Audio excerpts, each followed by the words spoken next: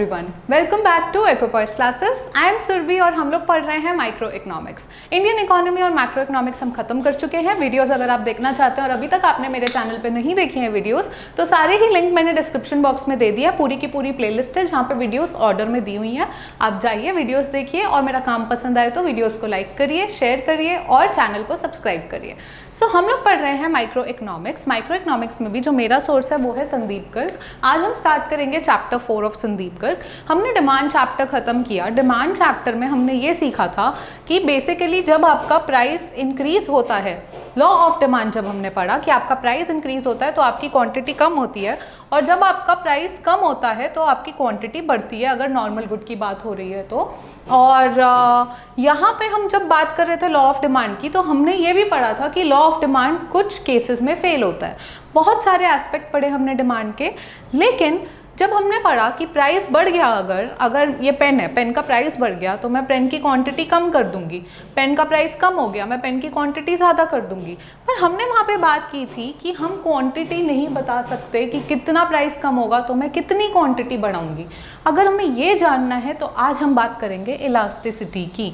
क्यों? क्योंकि हमने उस वक्त सिर्फ डायरेक्शन देखी थी कि प्राइस इंक्रीज हो रहा है तो क्वांटिटी डिक्रीज हो रही है, प्राइस डिक्रीज हो रहा है क्वांटिटी इंक्रीज हो रही है, लेकिन कितने अमाउंट से हो रही है या मैग्नीट्यूड कितना है चेंज का हमने नहीं देखा था। वो हम आज देखेंगे जब हम पढ़ेंगे इलास्टिसिटी। तो इलास्टिसिटी है क्या? इलास्टिसिटी वर्ड से क्या मतलब है? इलास्टिसिटी से मतलब कुछ नहीं है, मतलब सिंपल है कि जो चेंज प्राइस में आया, प्राइस के चेंज की वजह से डिमांड में चेंज आया।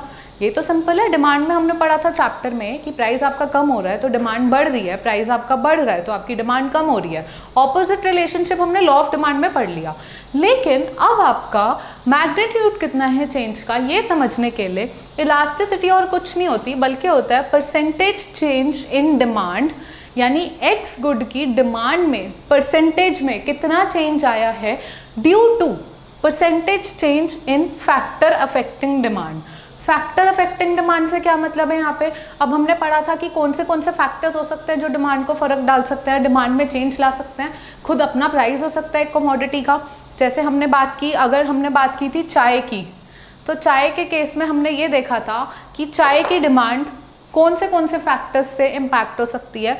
चाय के खुद के प्राइस की वजह से, प्राइस ऑफ टी आ गया आपका, चाय का खुद का प्राइस। फिर आप रिलेटेड गुड का प्राइस, अब रिलेटेड गुड का प्राइस में क्या हो सकता है? कॉफ़ी का भी प्राइस चाय को फर्क डाल सकता है। कॉफ़ी क्या हो गई? सब्सटीट्यूट गुड हो गई। टी का कॉम्प्लीमेंट्री गुड क्या हो गया? शुगर हो गया। तो शुगर का प्राइस अगर चेंज होगा तो भी टी के प्राइस में चेंज आ सकता है। और इनकम जो कंज्यूमर की है वो भी चेंज ला सकती है टी की डिमांड में। तो ये सब क्या है? ये सब फैक्टर है। आज हम यही बात करेंगे कि यहाँ पर परसेंटेज चेंज इन फैक्टर, यानी अगर आपका फैक्टर, अभी अगर मैं बात करूँ और एक कमोडिटी x है, उस कमोडिटी का प्राइस px है, तो अगर प्राइस चेंज हुआ है किसी कमोडिटी का, हमको डायरेक्शन पता है। हमने डिमांड चैप्टर में इतना पढ़ लिया कि हमें डायरेक्शन पता है कि क्या होगी, कि अगर प्राइस जो है वो x का बढ़ जाएगा तो उसकी डिमांड कम हो जाएगी, और प्राइस कम हो जाएगा तो डिमांड बढ़ जाएगी। हमें पता है रिलेशन, हमें पता है कहाँ डायरेक्शन में जा रहा है, लेकिन कितना चेंज आ रहा है? Percentage change in demand due to percentage change in factor. और फैक्टर कौन से हो सकते हैं? यहाँ पे देखिए, प्राइस, यानी प्राइस इलास्टिसिटी कहते हैं। जब आपका प्राइस होता है तो यहाँ पर आपका फॉर्मूला बेसिकली क्या बन जाएगा? आपको ध्यान देना है, यहाँ पे आपका फॉर्मूला बन जाएगा आपका percentage change. Basically percentage change को हम ट्राइंगल लिख देते हैं, percentage change in demand upon demand of X या for X, percentage change in price of X. ठीक है, बात ये हो गई यहाँ पर percentage change in demand of X upon percentage change in price. वहाँ हमने फैक्टर लिखा था, अभी के लिए हम प्राइस को फैक्टर ले रहे हैं। तो कितना चेंज आ रहा है डिमांड में due to change in price of X. अब परसेंटेज चेंज क्या होता है? आपने ये ध्यान देना है यहाँ पे कि परसेंटेज चेंज में हम लोग क्या लेते हैं या क्या फॉर्मूला होता है। अगर आपने सिंपल मैथ्स पढ़ी है तो आपको ये पता होना चाहिए कि अगर हम कोई न्यू क्वांटिटी ले रहे हैं, ठीक है, न्यू क्वांटिटी माइनस आपका जो ओल्ड क्वांटिटी है या जो ओरिजिनल क्वांटिटी है आपका, हम वो बात करते हैं, अपॉन हम आपका जो ओरिजिनल क्वांटिटी है हम उसकी बात करते हैं। तो अगर हम ओरिजिनल क्वांटिटी को Q ले लें, ठीक है, न्यू क्वांटिटी है आपकी, प्राइस चेंज हुआ, प्राइस चेंज होने की वजह से क्वांटिटी भी चेंज हुई ना, तो न्यू क्वांटिटी Q डैश है, और ओरिजिनल क्वांटिटी आपकी है जो आप ले रहे थे वो है आपकी Q, ठीक है। परसेंटेज चेंज क्या होता है, Q dash minus Q upon Q into 100, percentage change in quantity. किसका फॉर्मूला है ये, परसेंटेज चेंज इन क्वांटिटी का फॉर्मूला। ऐसे ही परसेंटेज चेंज इन प्राइस का फॉर्मूला क्या होगा, अगर मैं न्यू प्राइस ले लूँ, प्राइस न्यू प्राइस जो चेंज हुआ है वो P डैश है, ओल्ड प्राइस जो है आपका वो P है, तो परसेंटेज चेंज इन प्राइस कितना हो जाएगा आपका, ये हो जाएगा आपका P dash minus P upon P into 100। I hope ये क्लियर है। परसेंटेज चेंज का फॉर्मूला क्या है, हमने बात की, ऊपर है परसेंटेज चेंज इन डिमांड, नीचे है percentage change in price. Percentage change in demand का फॉर्मूला क्या है, ये, और यहाँ पे प्राइस का क्या है, ये, ठीक है। और चेंज को हम और कैसे लिखते हैं आपको ये भी समझना पड़ेगा। चेंज को हम लिखते हैं जैसे Q डैश माइनस Q है, उसको हम लिख सकते हैं ट्राइंगल Q। ट्राइंगल मतलब होता है डेल्टा, यानी चेंज, चेंज इन Q। तो बेसिकली यहाँ पे बात ये हो रही है पूरी की पूरी, आपको मैं एक एक पार्ट में इसलिए समझाना चाह रही हूँ कि अगर मैं यही फॉर्मूला अब दोबारा एक और तरीके से लिखना चाहूँ तो यहाँ पे इसका मतलब आ जाएगा change in Q upon Q into 100 divided by change in price upon price into 100, ठीक है। क्या लिखा है मैंने, कुछ नहीं किया, मैंने सिर्फ ये वाले फॉर्मूला को और ओपन अप किया है और इस फॉर्मूला को और ढंग से लिखा है, जो ये है ये सेम इसके इक्वल है, ठीक है। बात ये हो रही है कि यहाँ पे हमने delta Q upon Q delta P ये लिखा है। तो अगर अब हम इस फॉर्मूला को और थोड़ा ब्रेक करके लिखना चाहें तो हम इसे और कैसे लिख सकते हैं, 100 कट गया न्यूमरेटर और डिनोमिनेटर में, तो अब बात क्या आ गई, change in Q upon Q divided by change in price upon price, ठीक है। सेम इलास्टिसिटी के फॉर्मूले की बात कर रहे हैं कि कितना चेंज होगा आपके प्राइस की वजह से डिमांड में, हमें वो लाना है। अब इसको हम और किस तरीके से लिख सकते हैं, इसको हम लिख सकते हैं बेसिकली, आपने यहाँ पे ध्यान देना है, इसको हम लिख सकते हैं change in Q upon change in P into P by Q। अगर आपने मैथ्स में न्यूमरेटर डिनोमिनेटर सॉल्व किया है, और अगर नहीं किया चलो मैं वो भी बता देती हूँ कैसे। ये डिवाइड है, ये न्यूमरेटर है आपका, ये डिनोमिनेटर है आपका, तो न्यूमरेटर डिवाइडेड बाय डिनोमिनेटर। तो बेसिकली यहाँ पे क्या लिखा हुआ है कि आपका change in Q by Q divided by change in P by P, okay. तो अब इसमें क्या होता है, जब यहाँ पे प्रोपोर्शन होता है तो हम इसको और कैसे लिख सकते हैं, into P by delta P। हम इसको उल्टा कर देते हैं और मल्टीप्लाई में ले जाते हैं बात। मल्टीप्लाई में आते क्या हो गया, अगर मैं इसे लिखना चाहूँ तो और किस तरीके से लिख सकती हूँ, change in Q upon change in P into P by Q। ये होता है आपका इलास्टिसिटी का फॉर्मूला, यानी प्राइस इलास्टिसिटी का फॉर्मूला। तो अगर मैं बात करूं कि प्राइस इलास्टिसिटी क्या है आपकी, मैंने आपको बोला कि price elasticity percentage change in demand due to percentage change in price है। So all in all formula अगर मैं खाली लिख दूं यहाँ पे, तो फॉर्मूला आपका क्या आएगा, प्राइस इलास्टिसिटी का फॉर्मूला आपका होगा ED, प्राइस इलास्टिसिटी को डिमांड इलास्टिसिटी भी कहते हैं, तो उसका फॉर्मूला आपका आ जाएगा change in Q upon change in P into P by Q, ठीक है। ये हमने आपका फॉर्मूला डिराइव किया प्राइस इलास्टिसिटी का। ऐसे ही अब आपका जो फैक्टर है वो रिलेटेड गुड भी हो सकता है। रिलेटेड गुड अगर होगा, उसका प्राइस अगर PR होगा, यहाँ पे हमने लिखा है PR होगा, तो उसकी इलास्टिसिटी क्या होगी, ऊपर वाले फॉर्मूले में अगर देखें तो उस हिसाब से अगर हम इसको छोड़ दें अब अलग और यहाँ की बात करें तो यहाँ पे क्या होना चाहिए आपका, बेसिकली होगा percentage change in demand of X upon percentage change in percentage change in price of related good, ठीक है। प्राइस ऑफ रिलेटेड गुड, क्या बात आ जाएगी? अगर हम सारी वही प्रोसेस फॉलो करें जो हमने यहाँ की, तो इसका फॉर्मूला हमारे पास क्या आ जाना चाहिए? Change in Q upon change in price of related good into price of related good upon quantity. Same, बस प्राइस की जगह फैक्टर क्या आ गया आपका? प्राइस ऑफ रिलेटेड गुड आ गया। सेम स्टेप्स हैं सारे। अगर आपको वो स्टेप नहीं समझ आए थे, रिवाइंड करो वीडियो, दोबारा वो सारे स्टेप देखो जो हमने इसको डिराइव करते हुए निकाले थे।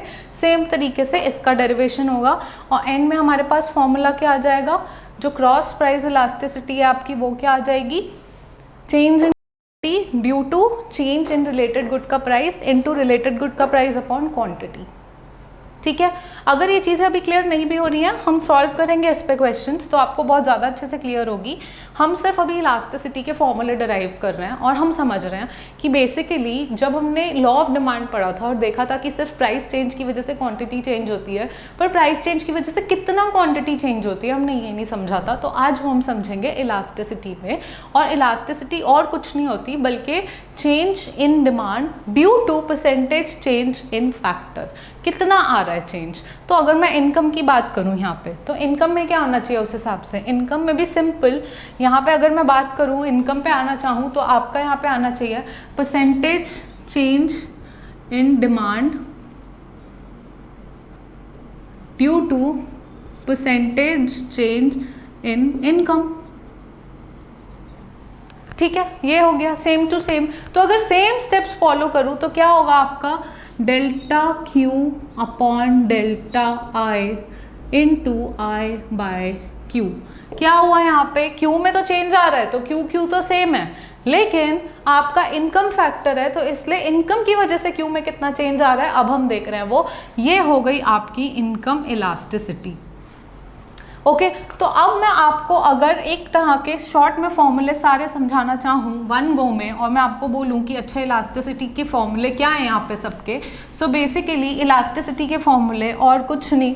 यहाँ पे प्राइस इलास्टिसिटी की बात हो रही है। प्राइस इलास्टिसिटी की बात करते हुए हम बात करेंगे बेसिकली कि आपका ई डी हो गया change in Q upon change in P into P by Q. Cross price elasticity हो गया change in Q upon change in P R into P R by Q. Income elasticity हो गया आपका change in Q due to change in I into I by Q. ये आपको I hope ये तीनों फॉर्मूले अब बोर्ड पे क्लियर हैं। आप बोर्ड पे ध्यान से देखिए, ये सारे फॉर्मूले हो गए। अब अगर आप समझना चाहें कि इसका इंटरप्रिटेशन क्या है, या अगर ये वैल्यू ज़्यादा आ गई, ये वैल्यू आपकी, आप अज्यूम कर लो कि this value is greater than 1, this value is greater than 1 if elasticity is greater than 1। Elasticity अगर ज़्यादा है उसका मतलब क्या हुआ कि आपका प्राइस चेंज, चलो यहीं पे समझते हैं। होप ये फॉर्मूलाज आपने नोट कर लिए हैं तो आपको ये चीज़ क्लियर हो गई है, इसमें कोई भी तरह का डाउट नहीं है।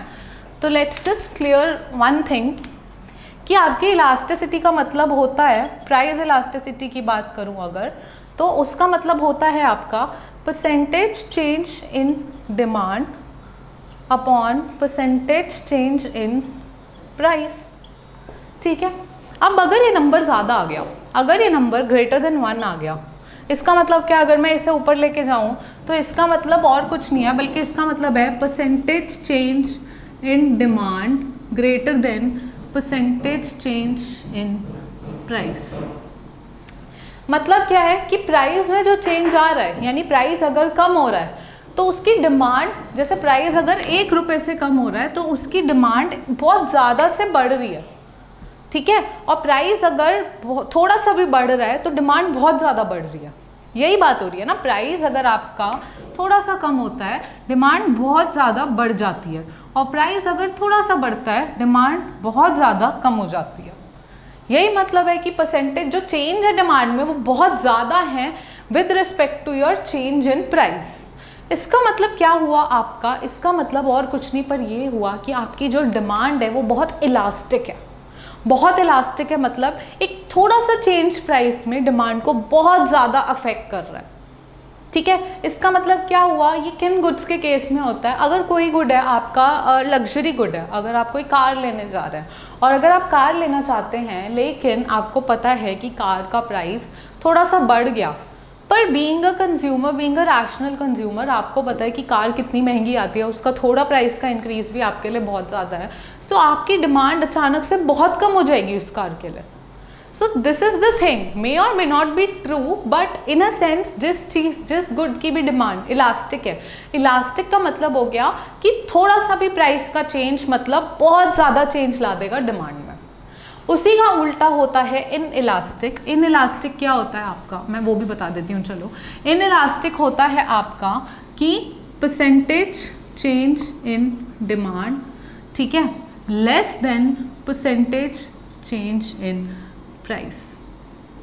यानी अगर आपने प्राइस थोड़ा सा बढ़ा दिया, थोड़ा प्राइस आपने बढ़ा दिया, तो डिमांड जो है आपकी, आप सोच रहे हो कम होगी, वो कम होगी, पर वो बहुत थोड़ी कम होगी।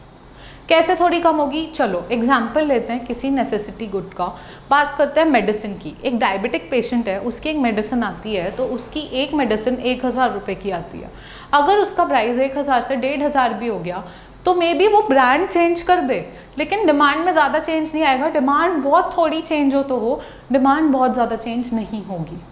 तो नेसेसिटी गुड्स या वो वाले गुड्स जो आपको पता है आपको चाहिए ही हैं, इर्रिस्पेक्टिव उनका प्राइस कितना भी हो जाए, आपको पता है उसके बिना आपका गुजारा नहीं है, उन गुड्स के मामले में मार्केट में अगर प्रोड्यूसर उसका प्राइस बहुत ज़्यादा बढ़ा भी दे तो भी आप खरीदोगे। कैसे आप एग्जाम्पल ले सकते हो इसका, जब पैंडमिक हुआ था तो सैनिटाइज़र और मास्क के केस में हुआ था, सैनिटाइजर्स के रेट बहुत ज़्यादा बढ़ गए थे। For that matter even oximeter जो आपके आते हैं, ऑक्सीमीटर भी छोड़ दो, जब डॉक्टर्स ने बोला कि आपको कोकोनट वाटर लेना है, तो कोकोनट वाटर जो आपको मे बी 40 रुपीज़ का एक मिलता था, वो आपको अचानक से 80 रुपीज़ या 90 रुपीज़ तक का मिलने लगा। ऑक्सीमीटर जिसका रेट कुछ मतलब नॉमिनल होता था, उसका रेट बहुत ज़्यादा बढ़ा दिया गया। कुछ मेडिसिन जो मतलब इम्पॉर्टेंट थी और जो बहुत ज़्यादा इम्पॉर्टेंट थी, इसीलिए उन गुड्स को एसेंशियल कमोडिटी एक्ट में डाला गया। क्यों? ताकि उनका प्राइस बहुत ज़्यादा चेंज ना हो। कैसे? क्योंकि अगर प्राइस बहुत ज़्यादा चेंज होगा भी तो भी डिमांड चेंज होने का स्कोप नहीं था, क्योंकि पैंडमिक में जो भी लोग सफ़र कर रहे थे उनको वो चीज़ें चाहिए ही थी। ऑक्सीमीटर हर घर में ज़रूरत थी, या फिर आप बोलेंगे थर्मामीटर हर घर में ज़रूरत थी। मेडिसिन कुछ बेसिक मेडिसिन है, प्राइस कितना ही बढ़ जाए मार्केट में, आपको ज़रूरत है आप खरीदोगे। मास्क है, अगर आपको कितनी ही ज़रूरत है आपको पता है, तो वो प्राइस कितना ही बढ़ा दे मास्क का, एक 10 रुपये का मास्क वो 100 रुपये में भी क्यों ना बेचें, अगर आपको वो चाहिए तो वो आपको चाहिए, आप लोगे, तो उसकी डिमांड बहुत ज़्यादा कम नहीं होगी। नॉर्मल सिनेरियो में क्या होता कि अगर मास्क का रेट उन्होंने 10 से 100 कर दिया तो मास्क की डिमांड बिल्कुल कम हो जाए, लेकिन ऐसा नहीं हुआ। क्यों? डिमांड उतनी कम चेंज हुई, जबकि प्राइस बहुत ज़्यादा चेंज हुआ। डिमांड बहुत ज़्यादा चेंज नहीं होती, उसका मतलब है कि आपकी जो डिमांड है वो है इन इलास्टिक। इन इलास्टिक का मतलब ये होता है कि आपका प्राइस में चेंज की वजह से डिमांड में बहुत ज़्यादा चेंज नहीं आ रहा। वेराज इलास्टिक में क्या होता है, प्राइस में थोड़ा भी चेंज है, डिमांड में बहुत ज़्यादा चेंज आ रहा है, दैट मीन्स डिमांड इलास्टिक है। मार्केट में थोड़े भी प्राइस के चेंज डिमांड को बहुत ज़्यादा अफेक्ट करेंगे, जबकि इन इलास्टिक गुड्स के केस में मार्केट में प्राइस के थोड़े भी चेंज डिमांड को बहुत ज़्यादा इम्पैक्ट नहीं कर पाएंगे। This is the difference between inelastic and elastic, and I hope you are clear with the formula, that your formula elasticity basically tells us कि by what magnitude demand changes when any factor affecting the demand changes. Okay, so this is your formula elasticity, and हमने पढ़ लिया price elasticity, related good का price जब change होता है तो that elasticity and income elasticity. So as of today I think this is enough. So I see you with the next video and will continue with this topic. And videos पसंद आ रही है तो please like करते रहिए, share करिए और channel को सब्सक्राइब किए बिना मत जाइए. नीचे रेड बटन है उसको क्लिक करिए, बेल बटन है उसे क्लिक करिए, and I see you next time. Take care and bye bye.